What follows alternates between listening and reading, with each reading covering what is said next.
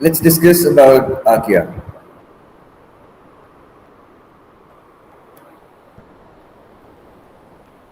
Phylogeny and general metabolism. In the figure, you can see that there is a phylogenetic tree of archaea. This tree is based on the sequence of the 16S ribosomal RNA genes. You can see major evolutionary splits of archaea, and these splits are into two phyla.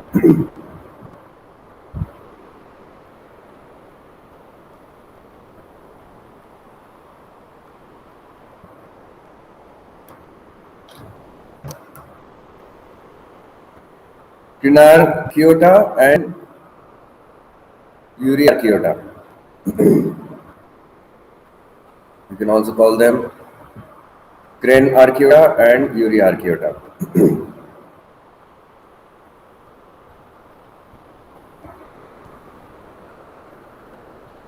Crenarchaeota, they are mostly hyperthermophiles. These organisms grow at temperature near 80 degrees Celsius. That is the optimum temperature required for their growth. And these includes those organisms which grow at the highest temperature of all known organisms.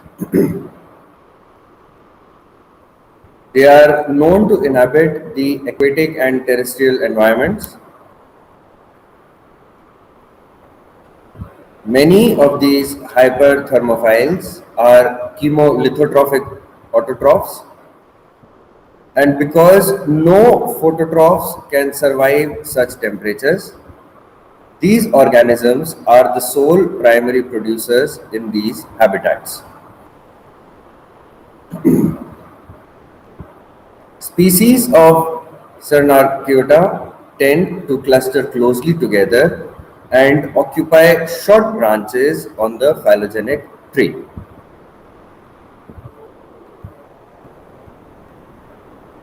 They are more slowly evolving than other lineages in the domain.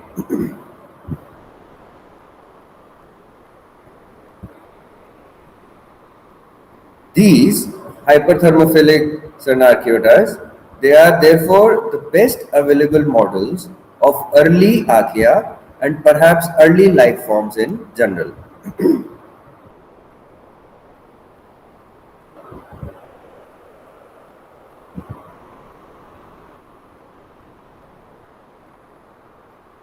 In contrast, the cold-dwelling relatives of hyperthermophilic Cernarchaeotas, from a phylogenetic perspective, if we look at it from that perspective, they occupy longer branches on the tree and have therefore undergone rapid evolution, probably in the transition from hot to cold environments.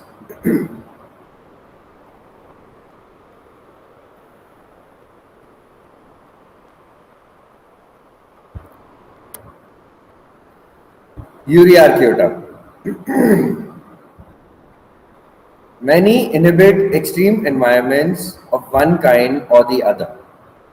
This phylum includes methanogens.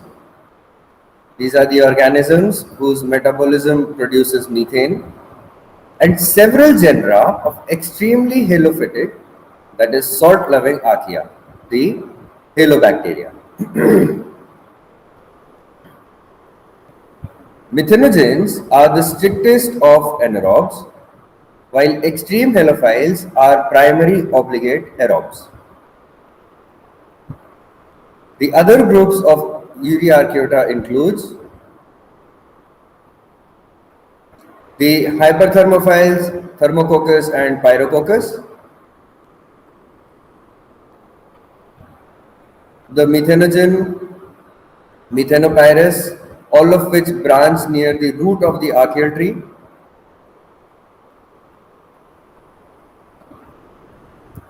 the cell wall-less Thermoplasma, an organism phenotypically similar to the mycoplasma.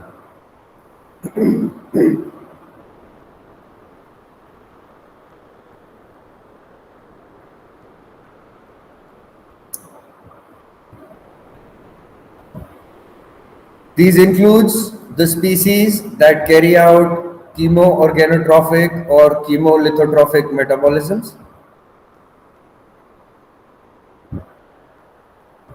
No true phototrophic species containing chlorophyll pigments are known, although a unique light-mediated form of energy generation does occur in some halophilic species.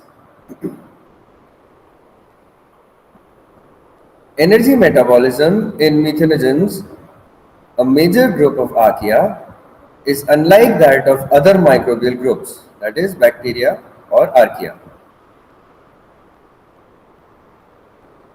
Methane, CH4, is produced in either an anaerobic respiration, where carbon dioxide or CO2 is the electron acceptor and hydrogen, H2, is the electron donor, or from the catabolism of a short list of organic compounds in which acetate being the prime example.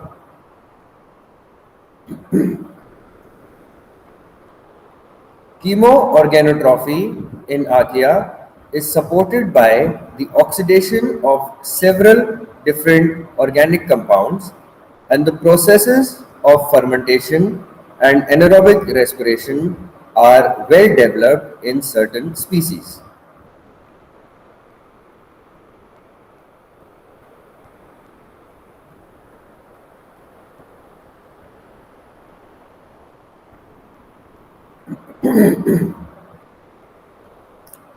Aerobic respiration occurs in the halophiles and some thermoacidophiles.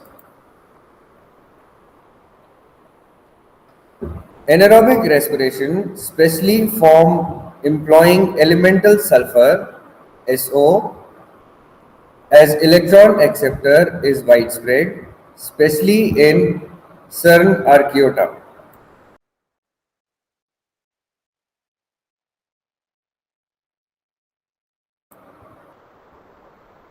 Chemolithotrophy is also well established in the archaea, with hydrogen or H2 being a common electron donor.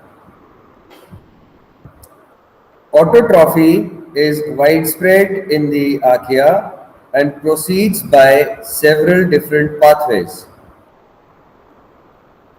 The acetyl coenzyme pathway, reverse reduction citric acid cycle, 3-hydroxypropionate or 4-hydroxypropionate cycle, enzymes of the Calvin cycle have also been detected in a few hyperthermophilic archaea.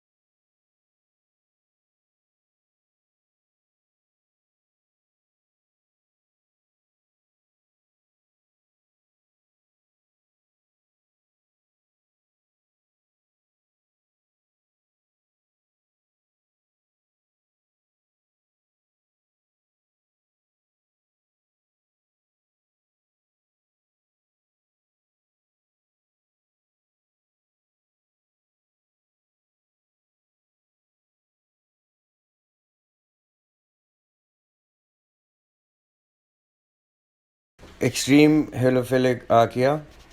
The key genera includes Halobacterium, Halopherex, Natronobacterium. These are often called the Haloarchaea. They are a diverse group that inhabits the environment high in salt, and these environment includes the naturally salty environments such as solar salt evaporation ponds and salt lakes, and artificial saline habitats such as the surface of heavily salted foods, for example, certain fishes and meats. Such salty habitats are called hypersaline. The term extreme halophile is used to indicate that these organisms are not only halophilic but that their requirement for salt is also very high, in some cases at levels near saturation. An organism is considered an extreme halophile if it requires 1.5 molar, about 9% or more sodium chloride for growth. Most species of extreme halophiles require 2 to 4 molar sodium chloride, which is around 12 to 23% for optimal growth. Virtually all extreme halophiles can grow at 5.5 molar sodium chloride, which is 32% the limit of saturation of sodium chloride. Although some species grow very slowly at this salinity.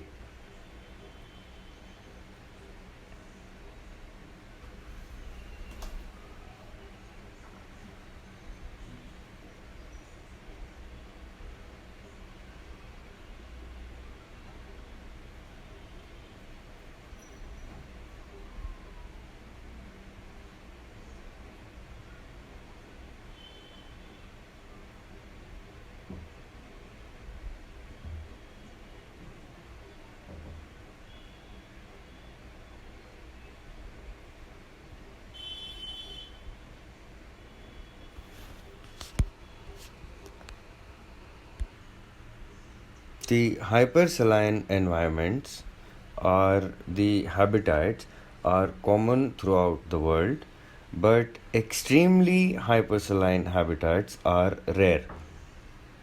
Most such environments are in hot, dry areas of the world. Salt lakes can vary considerably in ionic composition. The predominant ions in a hypersaline lake depends on the surrounding topography, geology, and general climatic conditions. For example, the Great Salt Lake in Utah, United States of America, is essentially concentrated seawater. The relative proportion of the various ions are those of seawater, although the overall concentration of ions is much higher.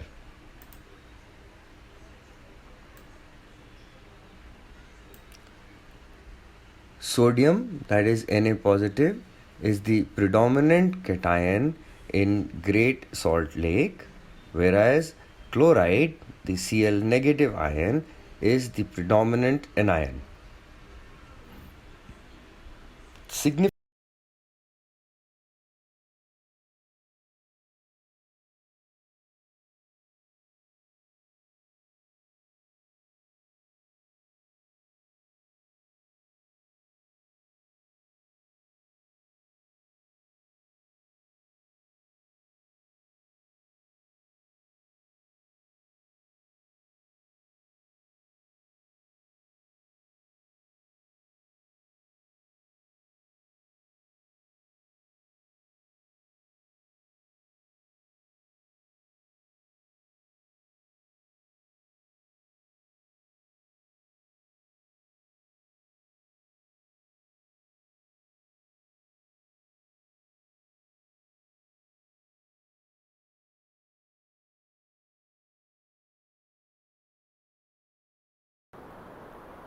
Diversity and physiology of methanogens. Methanogens show a variety of morphologies. Their taxonomy is based on both phenotypic and phylogenetic analysis, with several taxonomic orders being recognized. They show a diversity of cell wall chemistries, which includes the pseudomorine walls of Methanobacterium species and their relatives. We can see the diversity in walls composed of methanochondroitin in Methanosarcina and their relatives. The protein or glycoprotein walls of Methanocaldococcus and Methanoplanus species, and the S layer walls of Methanospirillum.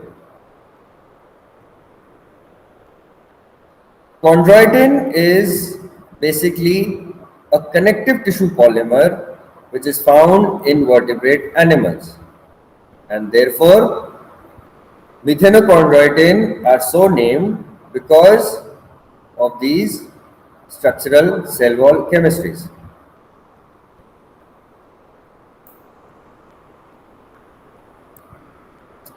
Physiologically, methanogens are obligate anaerobes and strict anoxic techniques are necessary to culture them.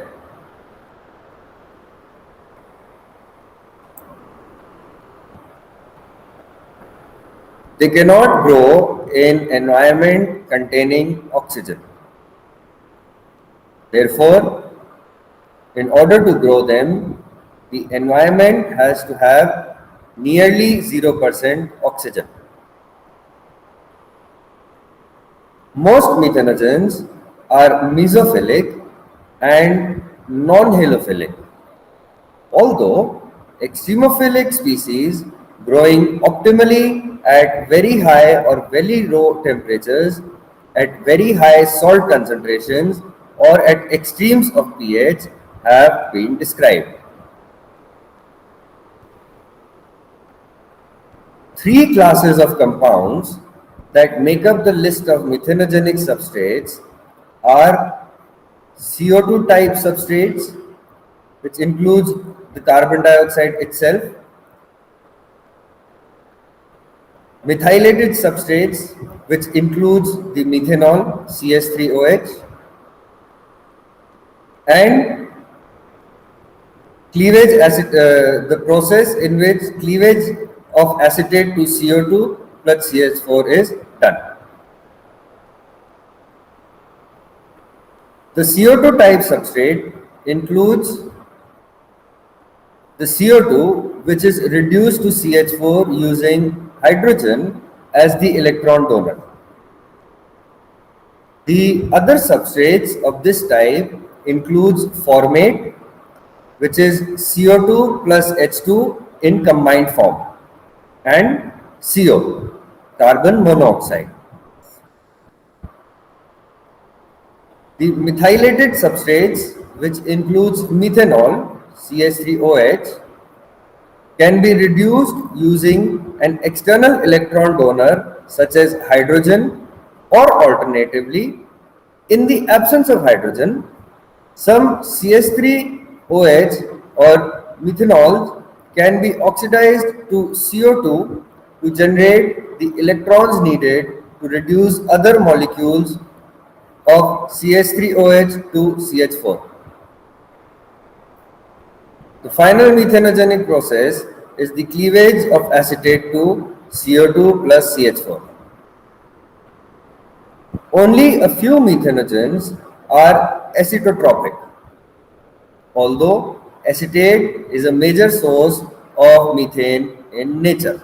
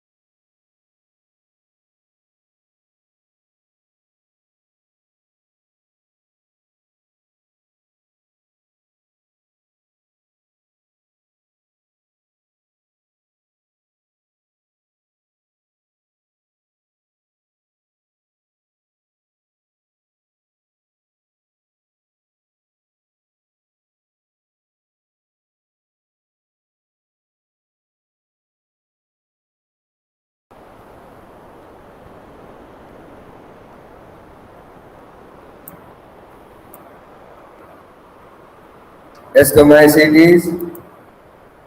The key genera include Saccharomyces, Canidia, Neurospora, large and highly diverse group of fungi ranging from primarily single-cell species such as the baker's yeast, Saccharomyces, to species that grow as filaments such as bread mold, Neurospora crassa.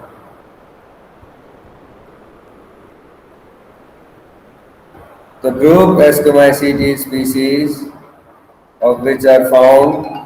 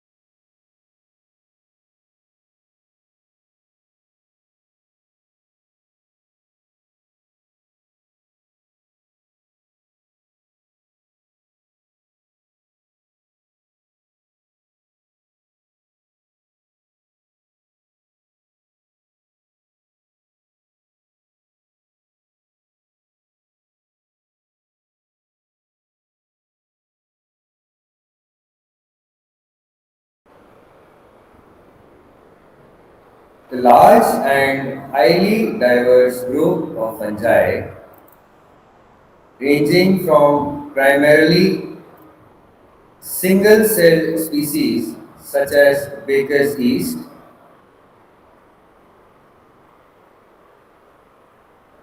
to species that grow as filaments such as bread mold, Neuroprosa crassa, are included in Ascomycetes. This group species are found in aquatic and terrestrial environment and takes its name from the production of asci, singular is ascus, in which two haploid nuclei from different mating types fuse, forms a diploid nucleus, which then undergoes meiosis to form haploid ascospores. In some Ascomycetes, the asci are formed within a fruiting body called as ascocarp. Ascomycetes reproduce asexually by the production of conidia that form by mitosis at the tips of specialized hyphae called conidiophore. The ecological role of the Ascomycetes is primarily that of decomposers of dead plant materials, but many Ascomycetes species are ectomycorrhizal with trees, and a large number are partners in lichen symbiosis together with cyanobacteria or green algae.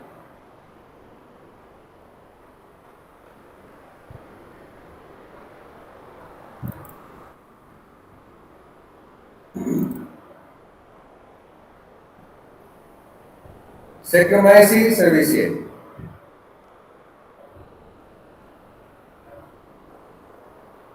This is the model Ascomycetes. It is a single-celled Ascomycetes.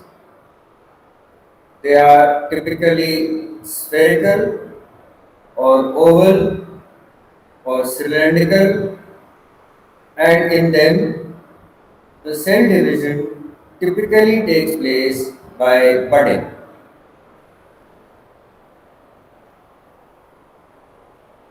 In the budding process, a new cell forms as a small outgrowth of the old cell. The bud gradually enlarges and then separates from the parent cell.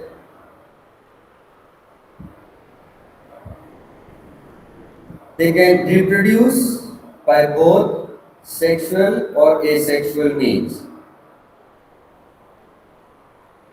In sexual means, the two cells it fuses, and within the fused cell, called as zygote, meiosis occurs, and the end result is the formation of ascospores.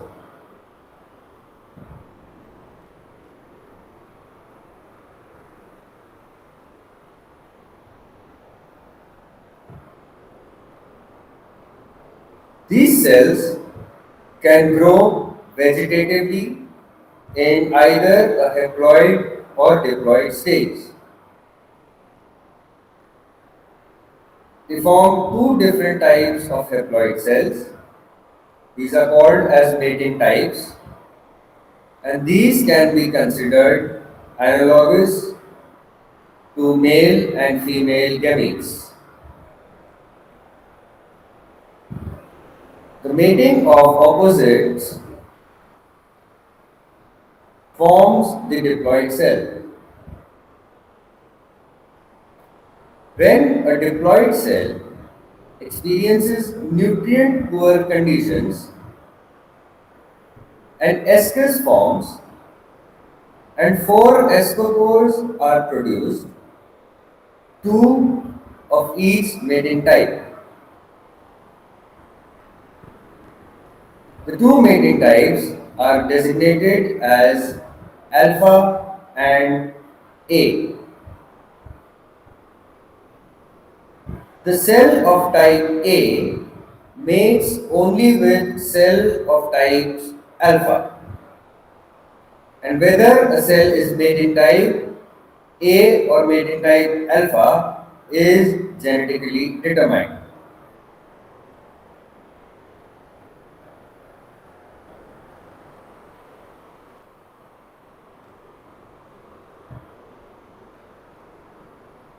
In Basidomycetes, over 3,000 species are described. Many of them are commonly recognized mushrooms and toadstools, some of which are edible, such as commercially grown mushroom agaricus, and others of which, such as Amnica, are highly poisonous.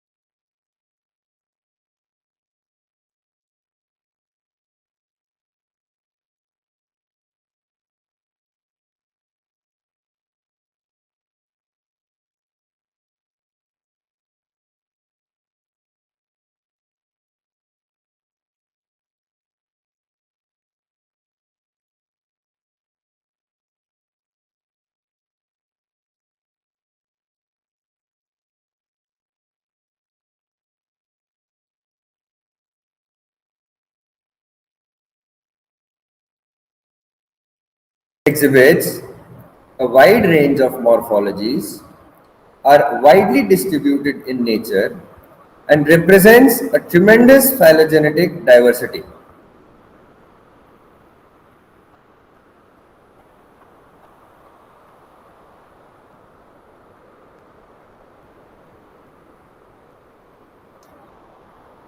Indeed, protists represent much of the diversity found in the domain Eukarya.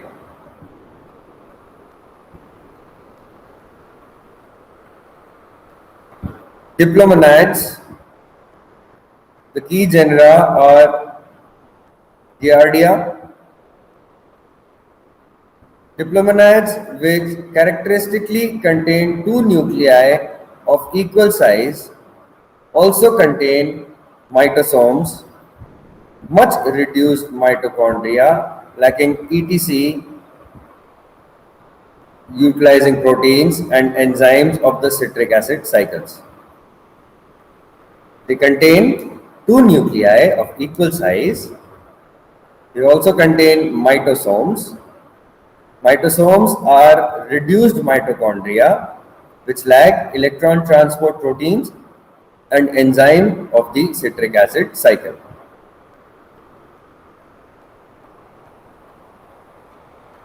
The diplomonad Giardia intestinalis, also known as Giardia lamblia, causes giardiasis, one of the most waterborne diarrheal disease.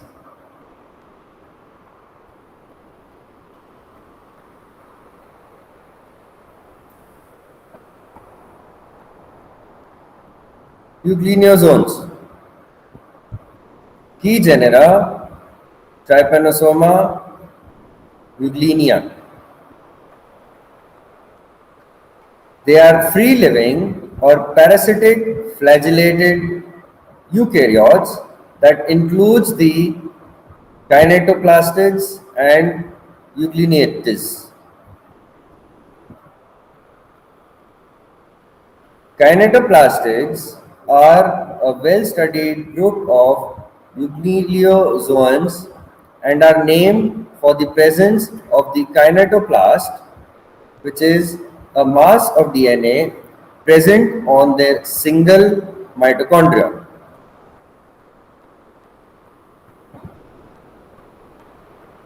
Kinetoplastids live primarily in aquatic habitats where they feed on bacteria,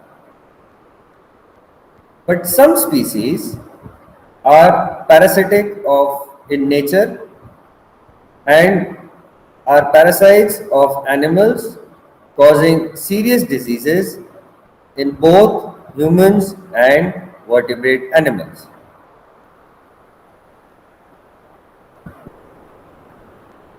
The cells of Trypanosoma, which is a genus infecting humans, are small, about 20 nanometer long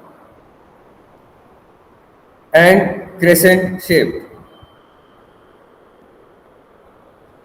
Trypanosomes have a single flagellum that originates in a basal body and folds back laterally across the cell wall where it is enclosed by a flap of cytoplasmic membrane.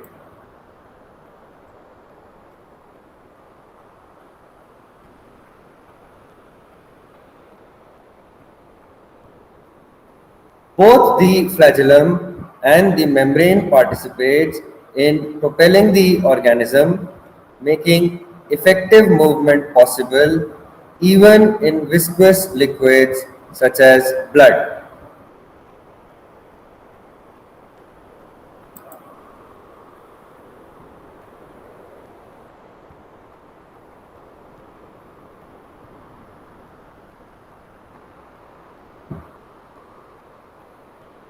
Euglenids.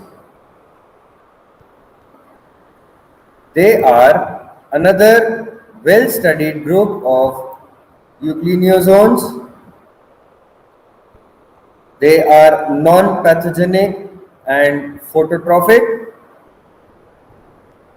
They live exclusively in aquatic habitats and contain chloroplasts, which allows for phototropic growth.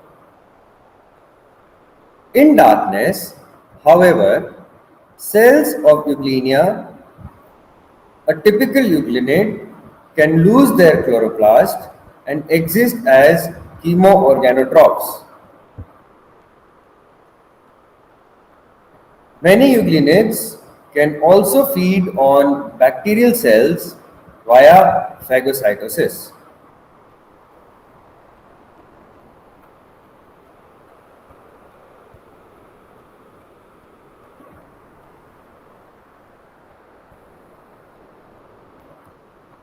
Alveolates, key genera, Cornulax, Plasmodium, Paramecium.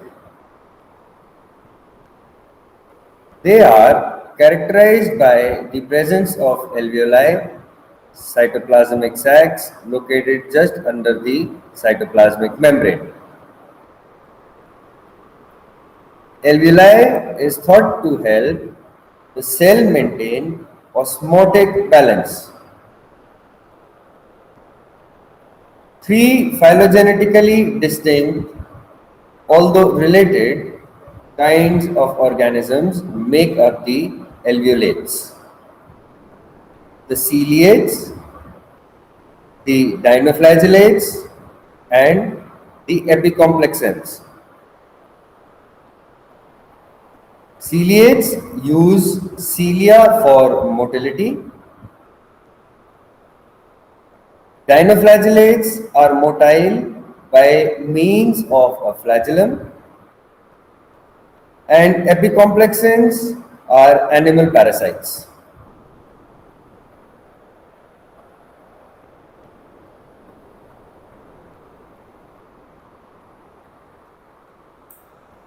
Ciliates. Ciliates possesses cilia at some stage of their life cycle. Cilia are structures that function in motility and may cover the cell or form tufts or rows depending on the species. Probably the best known and most widely distributed ciliates are those of the genus Paramecium. Like many other ciliates, Paramecium uses cilia not only for motility but also to obtain food by ingesting particulate materials such as bacterial cells through a distinctive funnel-shaped oral groove. Cilia that lines the oral groove move material down the groove to the cell mouth. There, it is enclosed in a vacuole by phagocytosis. The digestive enzymes are secreted into the vacuoles and they break down the material as source of nutrients.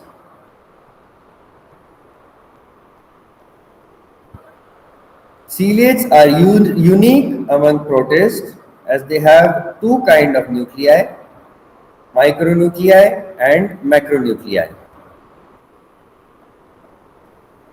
Genes in the macronucleus regulate basic cellular functions such as growth and feeding, whereas those of the micronucleus are involved in sexual reproduction, which occurs through a partial fusion of two paramecium cells and exchange of micronuclei.